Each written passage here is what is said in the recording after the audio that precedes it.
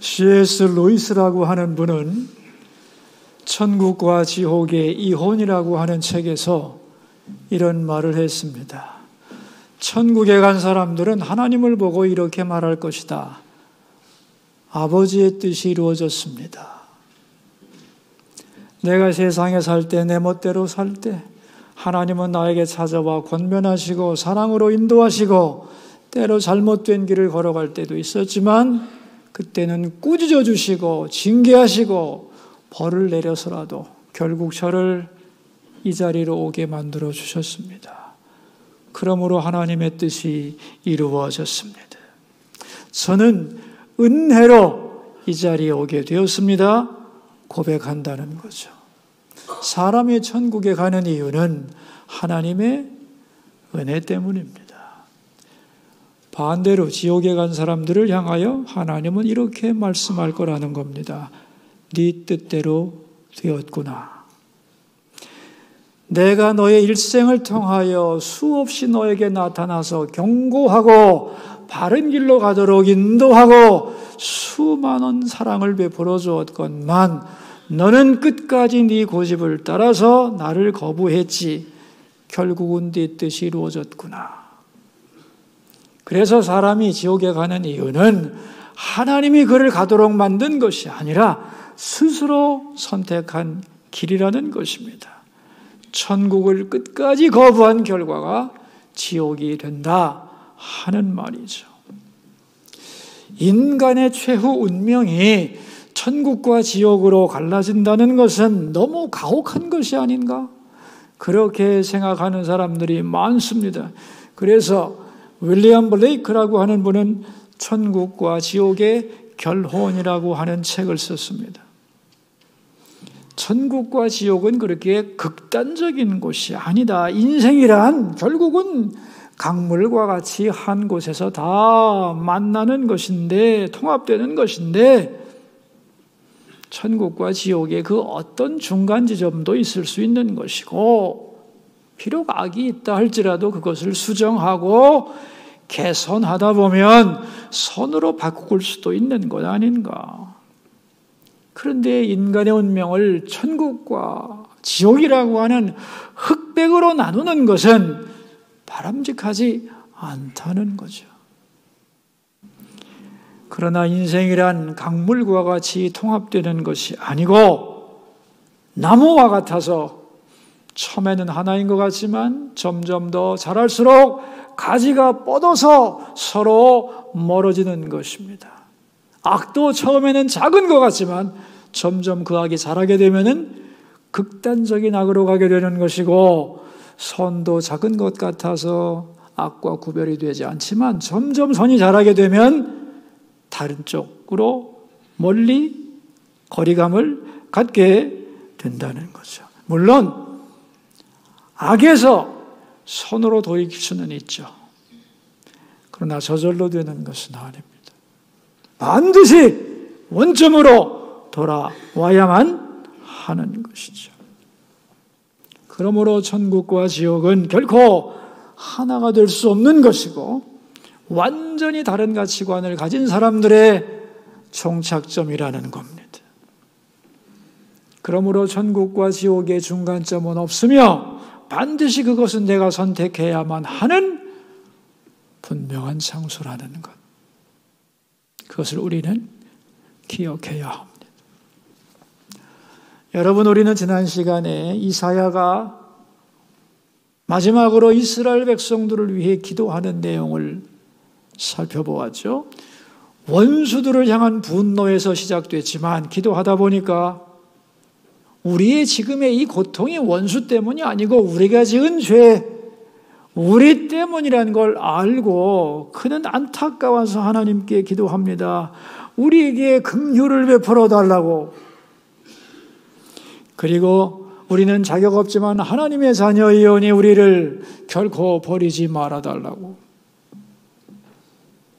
그리고 하나님은 우리의 토기장이시니 깨진 우리과 같이, 깨진 그릇과 같이 되었지만 우리를 버리지 마시고 우리에게 새로운 역사를 만들어 달라고. 그게 지난 시간에 내용이었습니다.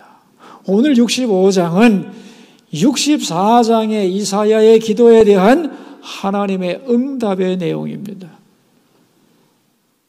그래서 내용이 셋으로 이루어져 있어요. 첫째는 하나님의 긍휼에 대해서, 두 번째는 하나님의 버리지 않으심에 대하여, 그리고 마지막으로는 우리를 새롭게 하심에 대한 이야기가 65장의 내용입니다.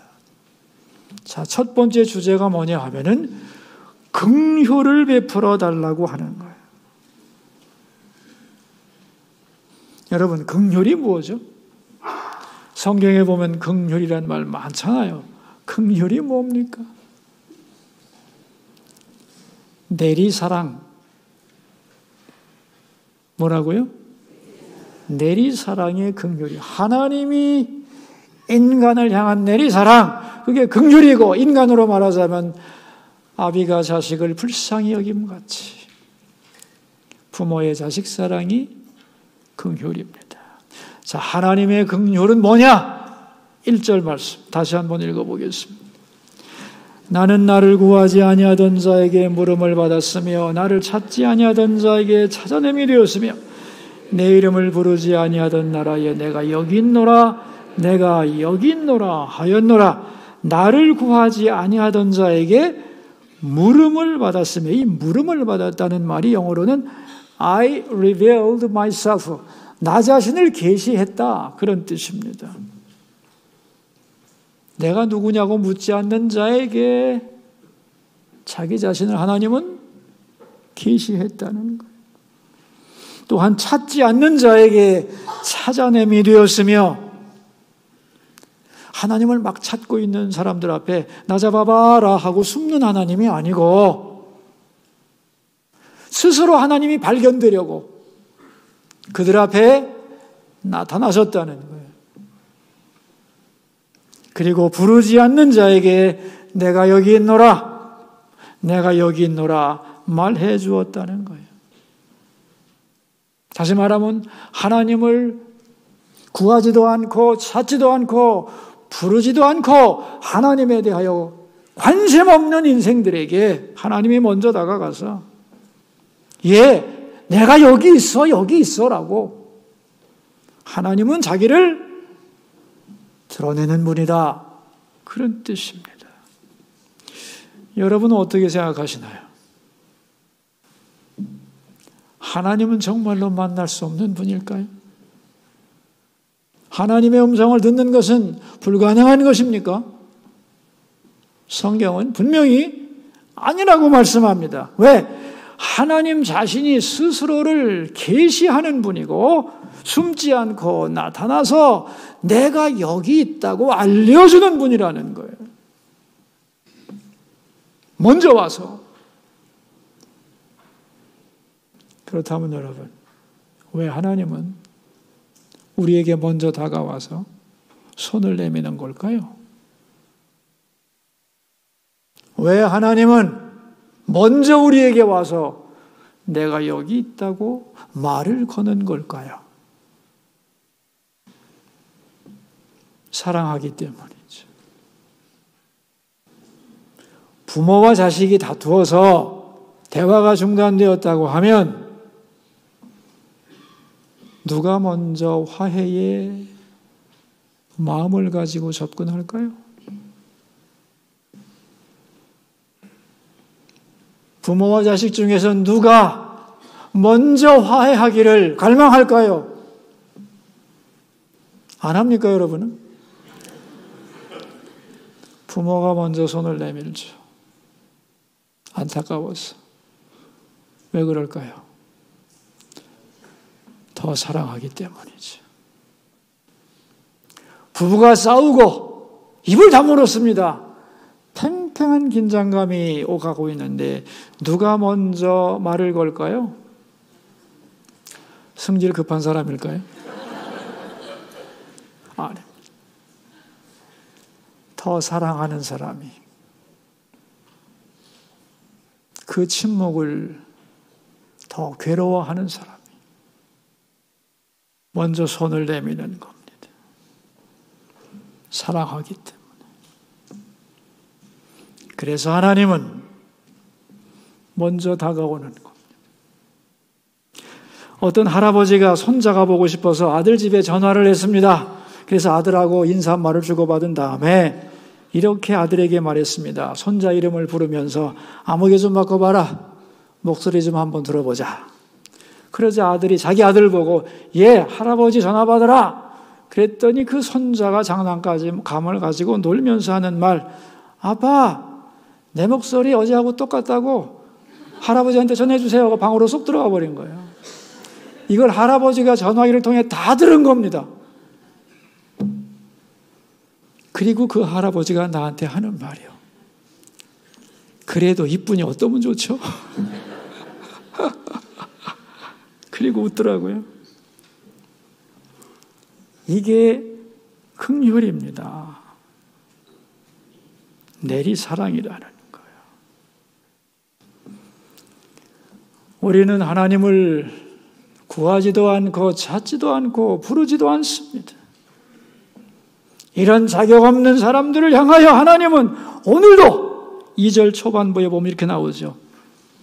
내가 종일 손을 펴서 하나님은 양팔을 벌리고 우리를 안아주려고 기다린다는 거예요.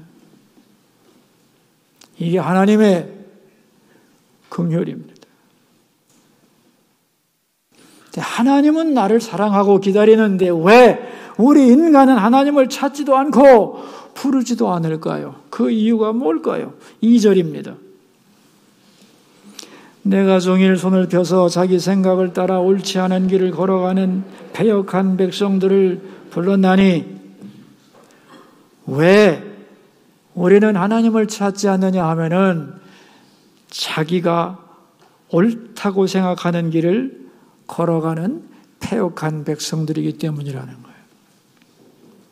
하나님이 볼 때는 옳은 길이 아닌데 인간은 이게 옳은 길이라고 하나님은 그렇게 말씀하시지만요. 내 생각엔 이게 옳습니다 하고 자기 길로 걸어가는 인간들이라는 거예요. 그렇다면 그들이 스스로 생각하여 옳은 길을 걸어간다고 하는 그들이 그 길로 가서 하는 일이 뭐냐고 보았더니 3절과 4절입니다. 읽습니다. 그 동산에서 제사하며 벽돌 위에서 분향하여 내 앞에서 항상 내 노를 일으키는 백성이라. 그들이 무덤 사이에 앉으며 은밀한 저수에서 사람을 돼지고기를 먹으며 가증한 것들을 국에 극그릇에 담으면서 그랬습니다. 그들이 하는 일이 뭐냐? 동산에서 제사를 드린다는 거예요. 이거 무슨 말이냐면은 원래 제사는 예루살렘 성전까지 가서 드려야 되는 거예요. 근데 가까이에 있는 아모동산에서나 왜? 예루살렘까지 가려면 힘들고 귀찮고 비용이 많이 드니까 가까운 곳에서 내 편한 대로 하나님께 제사를 드리고 벽돌 위에서 분향을 한다는 말은 뭐냐 하면은 원래 하나님께 향을 올릴 때는 다듬지 않은 자연석 위에서 향을 피우게 규정되어 있어요. 율법에 신명기 27장에. 그런데 벽돌이란 뭐냐? 자기가 만든 돌입니다. 인간의 기술로.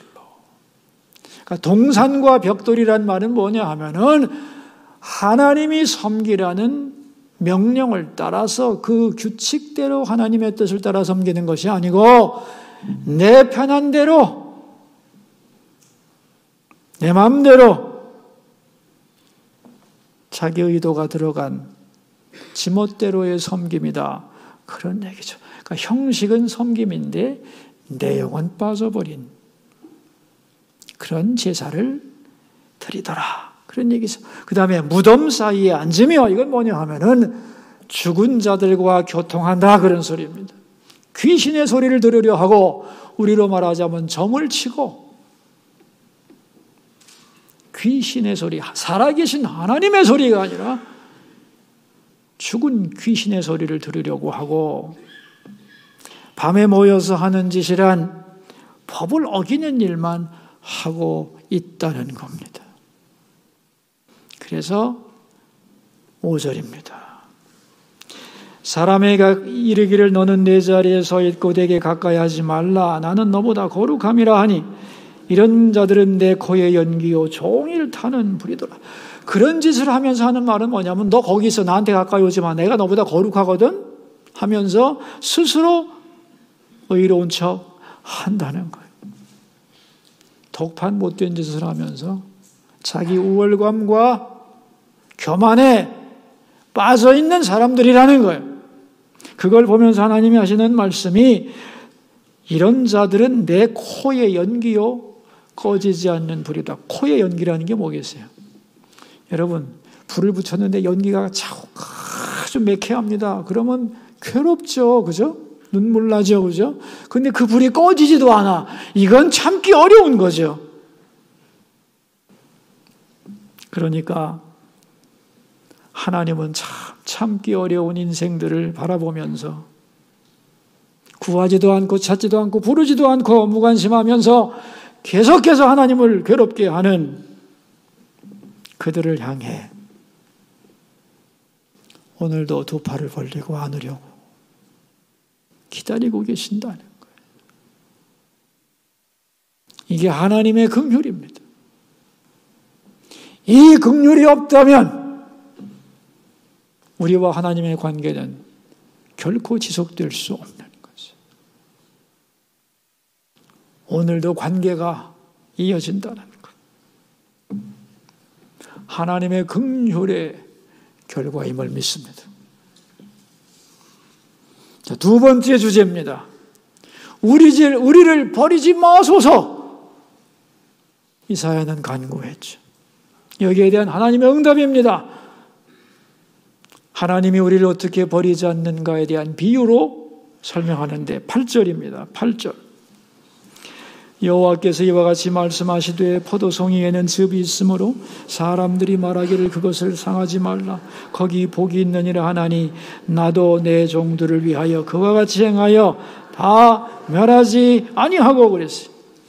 이게 무슨 말이냐면은 이스라엘 사람들은 포도 농사를 많이 짓거든요.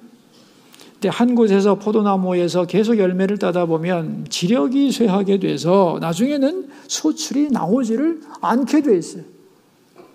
그래서 그럴 때가 되면은 이제 그 포도나무를 뽑고 다른 나무 종자를 심어야 되는 거죠. 그런데 포도나무 열매를 보니까 다 포도나무 열매가 없는 거예요. 그래서 이 나무를 다 뽑아버려야 되겠다고 뽑다 보니까 어느 포도나무에 한 송이 포도가 달려 있는데 그 포도송이에 포도즙이 있더라는 거예요. 마르지 않은 단물이 들어있는 포도 한 송이가 달려있는 것을 농부가 발견을 했습니다. 그걸 보고 생각하는 거예요. 비록 한 송이에 불과하지만 포도송이에 즙이 남아있다면 이 나무는 뿌리채 썩은 것은 아니지 않는가? 아직 신라 같은 생명력이 나무에 붙어 있는 거 아닌가? 그렇다면 이 나무를 뽑아서는 안 되지. 이게 농부의 마음이라는 거예요. 하나님의 마음이 그렇다는 거예요. 하나님이 자기 백성을 막 버리는가? 아닙니다. 가능성이 요만큼이라도 남아있으면 절대로 버리지 않는다는 거예요. 그럼 어떤 사랑을 버리나? 끝까지 하나님을 버리는 사람. 11절입니다. 그게. 오직 나 여호와를 버리며 나의 성산을 잇고 가색의 상을 베풀며 문희에게 섞은 술을 가득히 붓는 너희여 그랬어요. 하나님을 버리며 나의 성산을 잇고, 여기서 성산이란 하나님의 성산은 하나님의 성전을 말하는 거예요. 하나님을 버리고 하나님의 성전을 완전히 잊어버리고 갓과 무늬에게 술 붓는 자, 갓은 목성입니다. 천체로 말하자면 목성을 가리키는 말이고 무늬는 금성을 가리키는 말이에요. 그래서 갓과 무늬가 목성과 금성이 그 당시에 점성술에 의하면 인간에게 행운을 가져다주는 두 별. 그러니까 하나님께 복을 구하지 않고 별에게 제사 지내는 행위를 의미하고 있는 겁니다. 여기서 강조점은 뭐냐 하면은 하나님은 절대 우리를 버리지 않는다는 거예요. 먼저 인간이 하나님을 버린다는 거예요.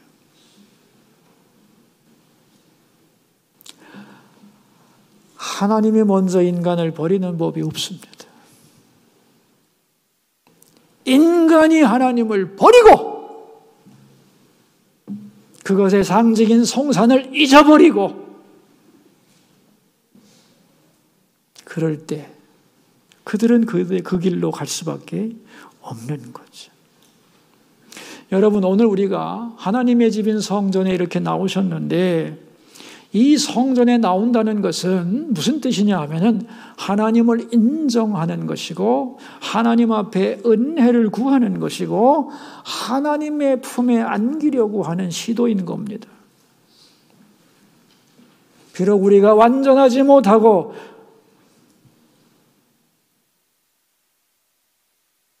최고의 선행을 하며 살지 못해도 하나님의 성전을 잊어서는 안 되는 거예요. 성전에 나올 때마다 우리 기대에는 매번 은혜 받으면 좋겠지만 여러분, 항상 은혜 받는 건 아닙니다. 공치는 날도 있고요. 또 어떤 때는 즐겁게 오지만 어떤 때는 정말로 오기 싫을 때도 있는 겁니다. 그래도 성전은 잊지 말고 나와야 하는 거예요. 왜요? 하나님과 우리와의 관계를 나타내는 징표이기 때문에. 그래서 계속해서 성전을 잊지 않고 나오다 보면 은혜도 받게 되고 말씀도 들려오게 되고 하나님의 축복도 받는 것이다, 그런 얘기예요. 내가 별것 아니라 할지라도 성전을 결코 잊지 않는다면 하나님께 절대 버림받지 않는다. 아멘? 오늘 그 말씀을 하고 있는. 세 번째 주제, 우리를 새롭게 빚어주소서. 자격 없지만 새 역사를 우리에게 보여달라고 한 기도에 대한 응답이죠. 너희가 나를 붙잡는다면 하나님을 토기장이로 알고 그가 나를 빚어주시기를 언제나 잊지 않고 갈망한다면 너희를 새롭게 해주마. 그것이 17절 말씀입니다. 읽어봅시다. 보라, 내가 새하늘과 새 땅을 창조하나니 이전 것은 기억되거나 마음에 생각나지 아니할 것이라. 새하늘과 새 땅을 내가 창조하리라 그랬습니다. 여러분, 새하늘과 새 땅이라는 말은 성경에만 나오는 말은 아닙니다. 원래는 성경에만 나오는 말인데 사람들이 이걸 갖다가 많이 사용했거든요. 그래서 역사책을 보면 정치사에도 보면은 새하늘과 새 땅이나 사회학에도 보면 새하늘과 새 땅이라는 말이 굉장히 많습니다. 예를 들면 독재자들, 혁명가들 항상 주장하는 게 뭐냐면 내가 새하늘과 새 땅을 만들어주겠다. 모두가 잘 사는 유토피아를 만들어주마. 그렇게 공약을 내세우고 사람들을 미혹하는데 그래서 새하늘과 새 땅을 갖다 쓰는 거예요. 근데 그들이 새하늘과 새 땅을 만들 수 있는가? 있을까요? 없습니다. 왜냐하면 17절에 나오잖아요. 뭐라고 그랬어요? 내가 새하늘과 새 땅을 창조하나니. 누가 창조한다는 거예요? 하나님께서 새하늘과 새 땅을 창조하는 거지 인간이 만들어서 제공할 수 있는 그런 나라가 아니라는 거예요. 또한 뭐라고 그랬느냐 하면은 이전 것은 기억되거나 마음에 생각나지 아니할 것이다. 과거와는 단절됐다는 거죠. 그러니까 과거의 것을 개선하고 낡은 제도를 새롭게 개선하고 새로운 법을 만들어서 새하늘과 새 땅을 이룰 수 있는 게 아니라는 거죠. 차원이 다르다는 겁니다. 그러니까 새하늘과 새 땅을 만드는 주체, 창조하는 주체는 하나님이시고 이전 것에 연결점이 있는 것이 아니라 전혀 새로운 차원의 하나님의 선물로 주어진 영원한 나라, 그게 바로 새하늘과 새 땅이다. 그런 얘기죠. 이 새하늘과 새 땅은 우리가 만들 수 있는 게 아니에요.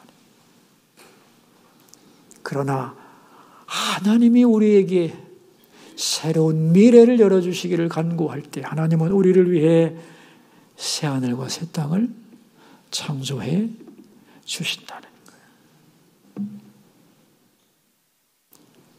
우리는 지금까지 하나님을 구하지도 않고 찾지도 않고 부르지도 않고 내 생각에 옳은 대로 걸어가며 하나님을 힘들게 했습니다. 하나님은 우리를 떠나지 아니하시고 긍휼로 다가와 주시고 우리를 버리지 않으시고 우리를 굳게 붙잡아 주시죠. 그리고 그를 의지하는 자에게 새하늘과 새 땅을 창조해 주신다고 약속하고 있는 거죠. 그래서 우리가 지금 어떤 형편에 있다 할지라도 하나님, 저 이러면 안 되는데 제 모습이 왜 이럴까요? 나를 새롭게 해주소서. 이렇게 하나님을 붙잡고 나가면 하나님은 그래, 내가 너에게 긍휼을 베풀어주고 너를 버리지 않으며 너에게 새 날을 만들어주마. 오늘도 그렇게 하신다는 거예요. 그래서 이전과는 다른 새로운 삶으로 우리를 인도해 주신다는 거예요. 설교 전에 찬송가 불렀잖아요. 내 죄 사함 받고 예수를 안 뒤 나의 모든 것 다 변했네. 지금 내가 가는 길 천국 길이요 그의 피로 내 죄를 씻었네. 나의 모든 것 변하고 그 피로 구속 받았네. 오늘이라도 이렇게 살고 싶지 않아요. 하나님, 나를 새롭게 하소서 하면 예수 안에서 새하늘과 새 땅이 열리는 것. 어제와는 다른 새로운 삶을 시작할 수 있는 게 우리에게 주어진 약속인 거죠. 이렇게 새하늘과 새 땅의 삶을 오늘부터라도 시작할 수 있고 이렇게 살다가 진정 영원한 새하늘과 새 땅을 향하여 우리는 걸어가게 되는 것입니다. 오늘 본문을 통하여 하나님은 말씀하십니다. 나는 긍휼이 풍성한 하나님이다. 너희를 절대로 버리지 않는다. 새하늘과 새 땅을 살게 해주고 영원한 그 나라를 선물로 주마. 말씀하는 그 하나님이 어디 계신가? 설교 제목입니다. 내가 여기 있노라. 여러분, 하나님은 멀리 계신 분이 아니에요. 여기 계신 분이에요. 멀어졌던 우리의 마음을 돌이켜서 가까이 여기 계신 하나님을 찾고 돌아와 새로운 삶을 살 수 있게 되기를 주의 이름으로 축원합니다. 기도하겠습니다. 우리 들은 바 말씀을 생각하며 기도함으로 하나님 앞에 나갑시다. 기도 제목입니다. 우리는 하나님을 엄하고 무서운 하나님이라고 생각합니다마는 하나님은 긍휼이 많으시고 우리를 절대로 버리지 아니하시며 언제나 우리를 새롭게 하시는 아버지십니다. 우리가 하나님을 버리는 것이지 하나님은 절대 우리를 먼저 버리지 않습니다. 바라오니 멀어졌던 우리가 하나님께로 돌아가서 그 긍휼과 새롭게 하시는 은혜를 힘입게 하옵소서. 기도하겠습니다. 여러분, 자기 목소리가 자기 귀에 들리도록 소리내서 기도합시다. 아버지, 하나님은 우리의 기도를 들으시는 분입니다. 긍휼을 베풀어 달라고 할 때 끝까지 긍휼을 베풀겠다 하셨고, 버리지 말라고 매달렸을 때 내가 너를 버리지 않을 것이다 약속하셨고, 새롭게 빚어달라고 간구했을 때 내가 너를 새롭게 해주겠다고 약속하셨습니다. 그 하나님이 오늘도 내가 여기 있노라 말씀하고 계십니다.